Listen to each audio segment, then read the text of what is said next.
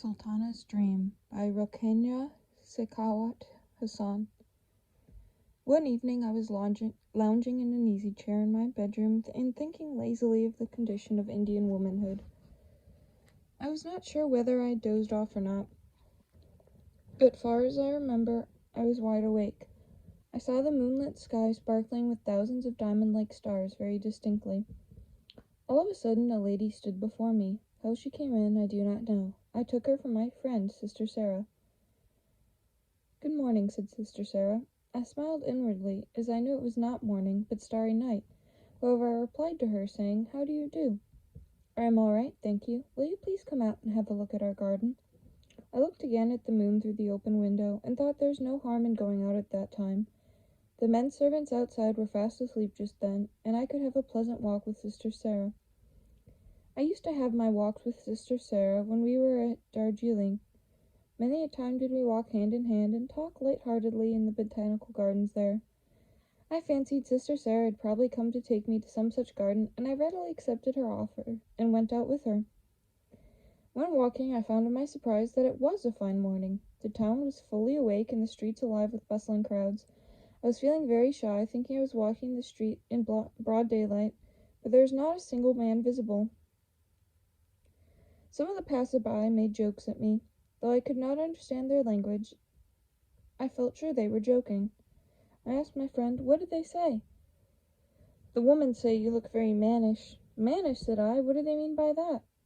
"They mean that you are shy and timid like men." Shy and timid like men? It was really a joke.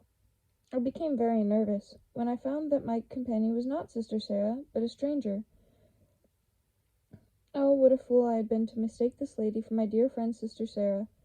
She felt my fingers tremble in her hand as we were walking hand in hand. "What is the matter, dear?" she said affectionately. "I feel somewhat awkward," I said in a rather apologizing tone. "As being a Pradanish woman, I am not accustomed to walking about unveiled." "You need not be afraid of coming across a man here. This is Ladyland, free of sin and harm. Virtue herself reigns here." By and by I was enjoying the scenery. Really, it was very grand. I mistook a patch of green grass for a velvet cushion, feeling as if I were walking on a soft carpet. I looked down and found the path covered with moss and flowers. "How nice it is," said I. "Do you like it?" asked Sister Sarah. I continued calling her Sister Sarah, and she kept calling me by my name. "Yes, very much, but I do not like to tread on the tender and sweet flowers." "Never mind, dear Sultana. Your treading will not harm them. They are sweet flowers." "The whole place looks like a garden," said I admiringly. "You have arranged every plant so skillfully. Your Kolkata could become a nicer garden than this, if only your countrymen wanted to make it so. They would think it useless to give so much attention to horticulture while they have so many other things to do." "They could not find a better excuse," said she with a smile. I became very curious to know where the men were. I met more than 100 women while walking there, but not a single man. "Where are the men?" I asked her. "In their proper places, where they ought to be." "Pray let me know what you mean by their proper places." "Oh, I see my mistake. You cannot know our customs, as you were never here before. We shut our men indoors." "Just as we are kept in the zenana?" "Exactly so." "How funny!" I burst into a laugh. Sister Sarah laughed too. "But, dear Sultana, know how unfair it is to shut in the harmless women and let loose the men." "Why, it is not safe for us to come out of the zenana, as we are naturally weak." "Yes, it is not safe as long as there are men about the streets, nor is it so when a wild animal enters a marketplace." "Of course not." "Suppose some lunatics escape from the asylum and begin to do all sorts of mischief to men, horses, and other creatures. In that case, what will your countrymen do?" "They will try to capture them and put them back into their asylum." "Thank you. And do you not think it is wise to keep sane people inside an asylum and let loose the insane?" "Of course not," said I, laughing lightly. "As a matter of fact, in your country this very thing is done. Men who do, or at least are capable of doing no end of mischief, are let loose, and the innocent women shut up in the zenana. How can you trust those untrained men out of doors?" "We have no hand or voice in the management of our social affairs. In India, man is lord and master. He has taken to himself all powers and privileges and shut up the woman in the zenana. Why do you allow yourselves to be shut up? Because it cannot be helped, as they are stronger than woman. A lion is stronger than a man, but it does not enable him to dominate the human race. You have neglected the duty you owe to yourselves, and you have lost your natural rights by shutting your eyes to your own interests. But, my dear sister Sarah, if we do everything by ourselves, what will the men do then? They should not do anything. Excuse me, they are fit for nothing. Only catch them and put them in the zenana. But would it be very easy to catch and put them inside the four walls, said I? And even if this were done, would all their businesses, political and commercial, also go with them into the zenana? Sister Sarah made no reply. She only smiled sweetly. Perhaps she thought it was useless to argue with one who was no better than a frog in a well. By this time we reached Sister Sarah's house. It was situated in a beautiful heart-shaped garden. It was a bungalow with a corrugated iron roof. It was cooler and nicer than any of our rich buildings. I cannot describe how neat and nicely furnished and how tastefully decorated it was. We sat side by side. She brought out of the parlor a piece of embroidery work and began putting on a fresh design. Do you know knitting and needlework? Yes, we have nothing else to do in our zenana. But we do not trust our zenana members with embroidery, she said, laughing, as a man has not patience enough to pass thread through a needle hole even. Have you done all this work yourself? I asked her, pointing at the various pieces of embroidery teapoy cloths. Yes. How can you find time to do all these? You have to do the office work as well, have you not? Yes, I do not stick to the laboratory all day long. I finish my work in 2 hours. In 2 hours? How do you manage? At our land, the officers, magistrates for instance, work 7 hours daily. I have seen some of them doing their work. Do you think they work all the 7 hours? Certainly they do. No, dear Sultana, they do not. They dawdle away their time in smoking. Some smoke 2 or 3 cheroots during the office time. They talk much about their work, but do little. Suppose 1 cheroot takes half an hour to burn off, and a man smokes 12 cheroots daily. Then, you see, he wastes 6 hours every day in sheer smoking.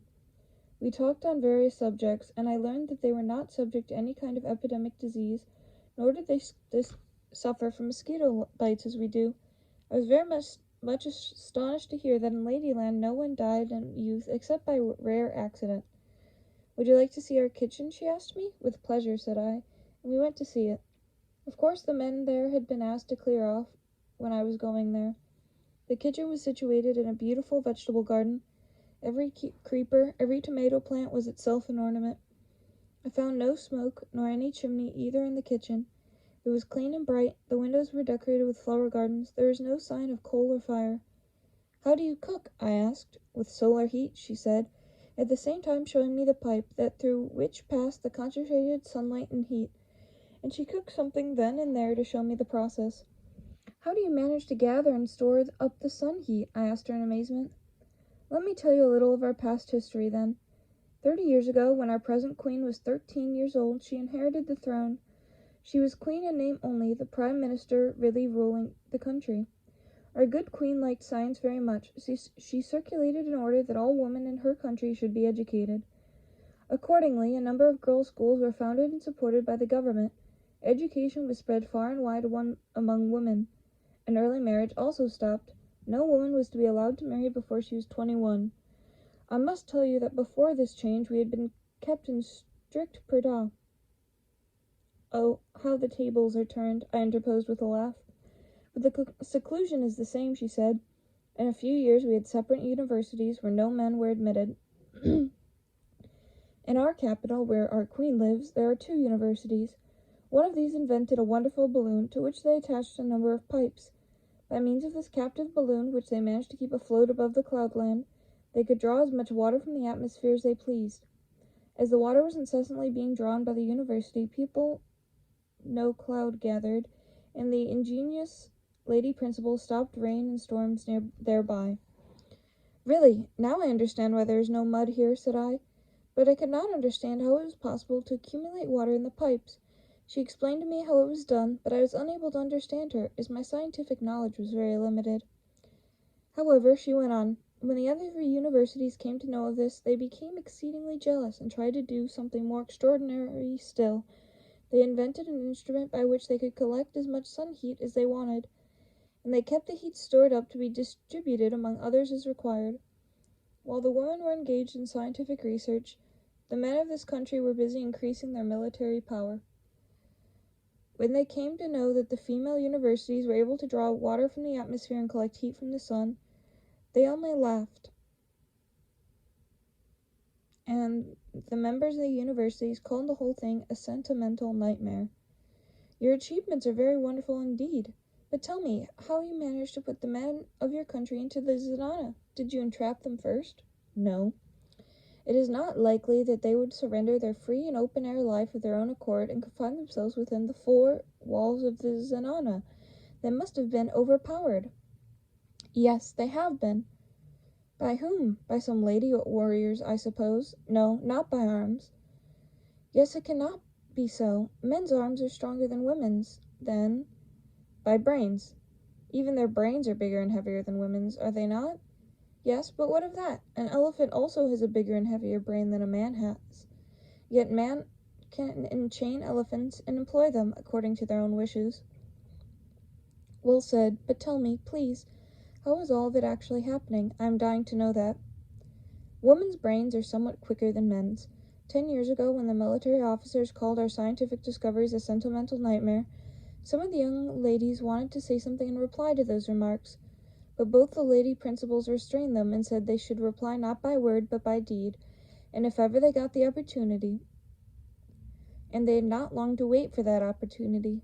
How marvelous! I heartily clapped my hands. And how the proud gentlemen are dreaming sentimental dreams themselves. Soon afterwards, certain people came from a neighboring country and took shelter in ours. They were in trouble, having committed some political offense. The king, who cared more for power than for good government, asked our kind-hearted queen to hand them to his officers. She refused, as it was against her principle to turn out refugees.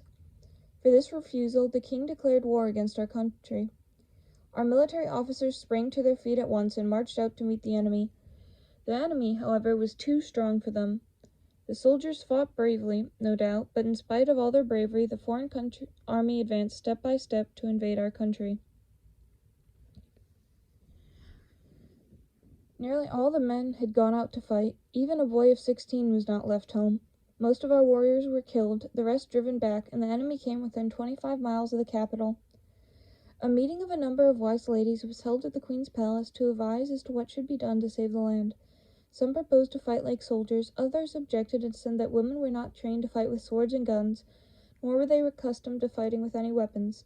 A third farmer regretfully remarked that they were hopelessly weak of body. If you cannot save your country for lack of physical strength, said the Queen, try to do so by brain power.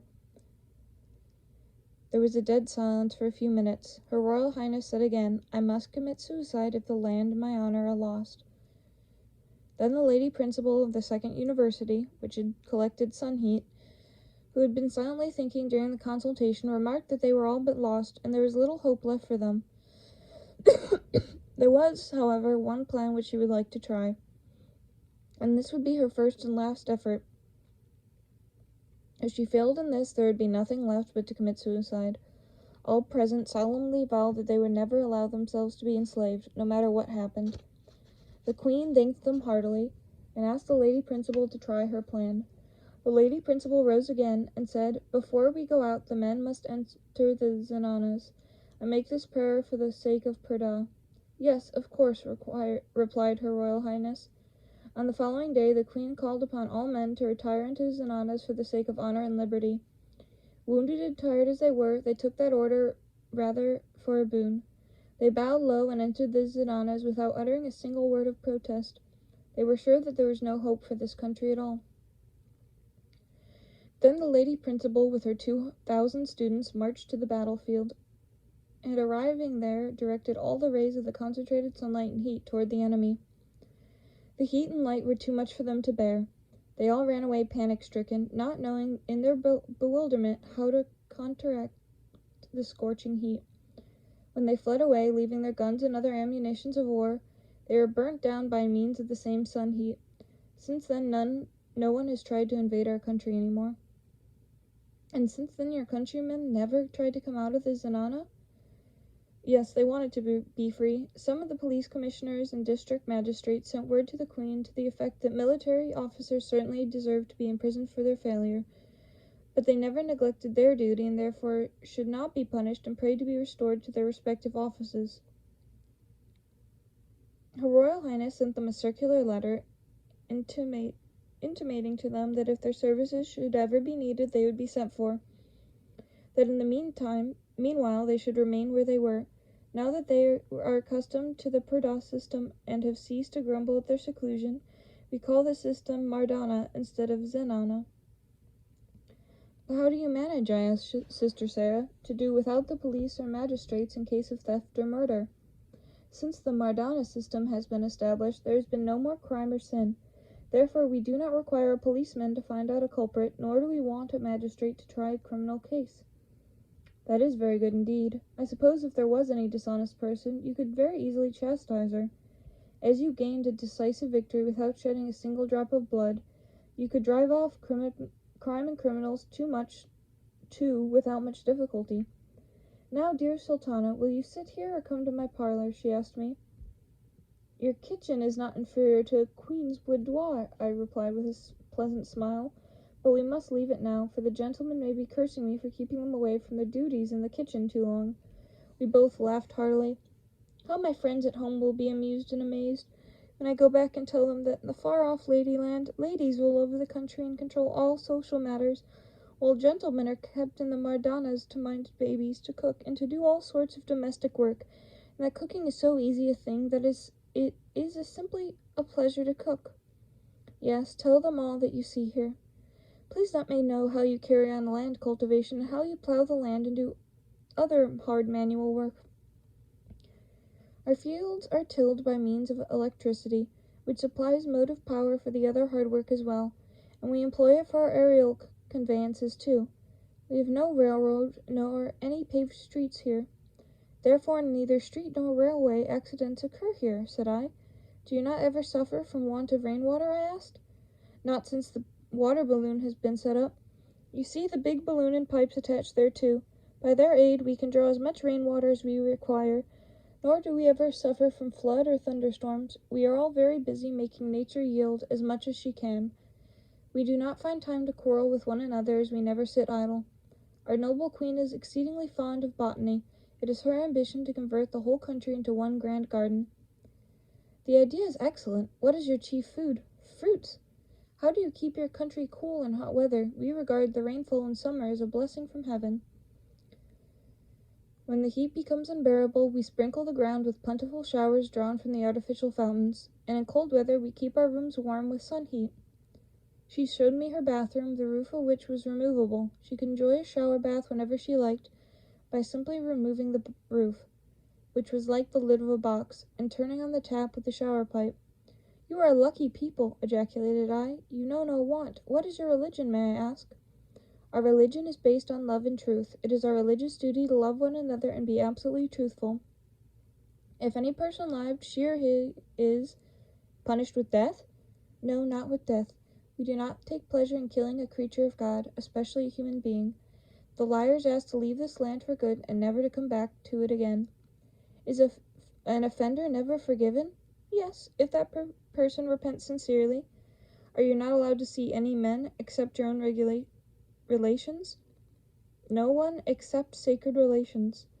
Our circle of sacred relations is very limited. Even our first cousins are not sacred. But ours is very large. A distant cousin is as sacred as a brother. That is very good. I see purity itself reigns over your land. I should like to see the good queen, who is so sagacious and far-sighted, and who has made all of these rules. All right, said Sister Sarah. Then she screwed a couple of seats onto a square piece of plank. To this plank she attached two smooth and well-polished balls. When I asked her what the balls were for, she said that they were hydrogen balls, and they were used to overcome the forces of gravity. The balls were of different capacities to be used according to the different weights desired to be overcome. She then fastened to the air car two wing-like blades, which, she said, were worked by electricity. After we were comfortably seated, she touched a knob and the blades began to whirl, moving faster and faster every moment. At first we were raised to the height of about 6 or 7 feet, and then off we flew. And before I could realize that we had commenced moving, we had reached the garden of the Queen. My friend lowered the air car by reversing the action of the machine, and when the car touched the ground, the machine was stopped and we got out. I had seen from the air car the Queen walking on a garden path with her little daughter, who was 4 years old, and her maids of honor. "Hello, you here," cried the Queen, addressing Sister Sarah. I was introduced to Her Royal Highness and was received by her cordially without any ceremony. I was very much delighted to make her acquaintance. In the course of the conversation I had with her, the Queen told me that she had no objection to permitting her subjects to trade with other countries. But, she continued, no trade was possible with countries where women were kept in the zenanas and so unable to come and trade with us. Men, we find, are rather of lower morals, and so we do not like dealing with them. We do not covet other people's land. We do not fight for a piece of diamond, though it may be 1,000-fold brighter than the Koh Jinor, nor do we grudge a ruler his peacock throne. We dive deep into the ocean of knowledge and try to find out the precious gems which nature has kept in store for us. We enjoy nature's gifts as much as we can. After taking leave of the Queen, I visited the famous universities and was shown some of their manufactories, laboratories, and observatories. After visiting the above places of interest, we got again into the air car, but as soon as it began moving, I somehow slipped down, and the fall startled me out of my dream. And on opening my eyes, I found myself in my own bedroom, still lounging in the easy chair.